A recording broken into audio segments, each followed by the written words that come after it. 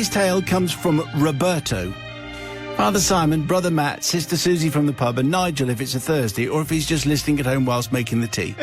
It's great to have you back on drive time where you belong. Yeah. Okay, well, forgiven. Thanks very much. Thanks, Roberto. This is the customary opening. The sin I must confess dates back just 3 weeks. Wow. Which makes it incredibly contemporary. Most of them are like 30 years old. Roberto's feeling very confident, I think. After my Norwegian cruise was cancelled for the second year, I decided to make the best of my week off and to take a road trip around the NC 500, the 516-mile route around the dramatic north coast of the Scottish Highlands. Just me, my tent, Stephen Fry voicing the sat-nav, and Sally, my car. I quite fancy having Stephen Fry on the sat-nav, actually. I decided to, because you would do whatever he said. Yeah, if he said to absolutely. turn around where possible, you would do it because it's Stephen Fry. Anyway, I digress. I decided to camp on proper sites. I like the middle ground of feeling close to nature, but still having showers and toilets. I'm no Bear Grylls and have no desire to be, thank you very much. The NC 500 starts and ends in Inverness and is the best drive you can do in Great Britain.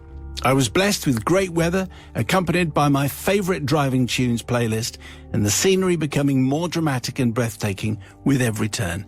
It was bliss. There was one issue, though. Other people. Oh, obviously. Always. Yeah. Don't they always mess things up for you? Just when things are going fine, other people turn up. More specifically, says Roberto, other campers. One night at Dunnet Head, the northernmost point of mainland Britain, at a campsite in an enormous empty field, a couple decided to pitch 6 feet away from me. They could have camped anywhere, but instead they pitched right next to me. So rather than gently fall asleep listening to the North Sea break against the cliffs, I had to listen to one of them snore so loudly I thought he was playing a trombone. Thanks. On the way home, on my final day after finishing the route, I visited Loch Lomond. I had booked a pitch right on the loch side, a picture postcard setting for the last night of an amazing week. Later that evening, returning from my shower, I encountered 2 couples from Motherwell. Actually, you should have changed all this. It's very specific. Right. Oh, dear. Called Bob and Phyllis. Yeah. Outside their tent, right behind mine. They had a fire going, were seated around a camping table, enjoying a few beverages and chatting. Unfortunately, they continued to drink, and the chatting got louder before becoming quite a heated debate. At 11:30, someone reminded them of the quiet time from 10 p.m, but they still continued.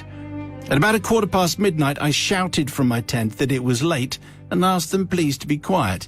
Didn't go down too well, Father Simon, after shouting many things not suitable for broadcast and threatening to go over there and sort him out. Eventually, they went to bed.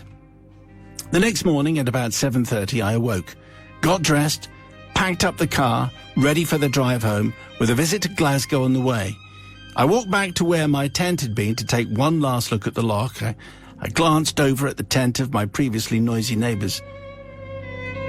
On my way back to the car, I regret to report I had a little accident. Oh, no. As I tripped, falling heavily on their camping chairs and their fire pit.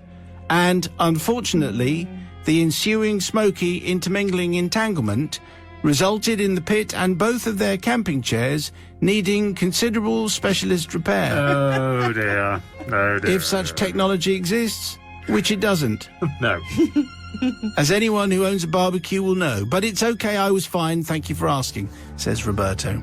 Well, I returned to Sally and I headed on my way. Sally, you remember being the name of the car. Yeah. In case you've just arrived and thinking that's a very unpleasant way to refer to your other half. So Roberto says, who am I asking forgiveness from? Well, I'm not sure, to be honest, though I wish I could have fallen on their blingy, bad-taste inflatable canoe, but I missed that. Anyway, I'm not looking for forgiveness, but I wouldn't mind a smart speaker. And remember, revenge is always bad, kids. Yours humbly. And then it's signed, call me Roberto or something.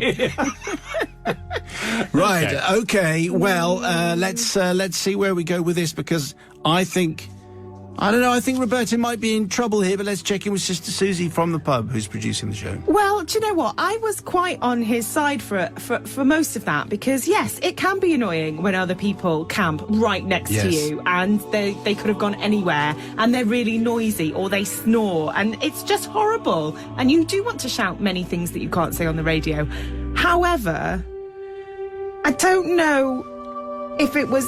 He had an accident. Oh, I don't know how much of an accident it was, though. And maybe he should have told them. He just tripped on the chairs and the fire pit. But he's not asking for forgiveness, No, he's so he not, doesn't care. So therefore, I don't care, Roberto. So I'm not forgiving Not you. forgiving. Okay, Brother Matthew. Oh, I mean, clearly, call me Roberto, as we're going to call him. I think, I mean, he's not interested in any forgiveness. There's no remorse at all from our cousin there, Roberto. I'm going to say forgiven, just because, you know, we've all other people are a nightmare. I mean, obviously, humanity and all of that's all great, but other people, goodness me.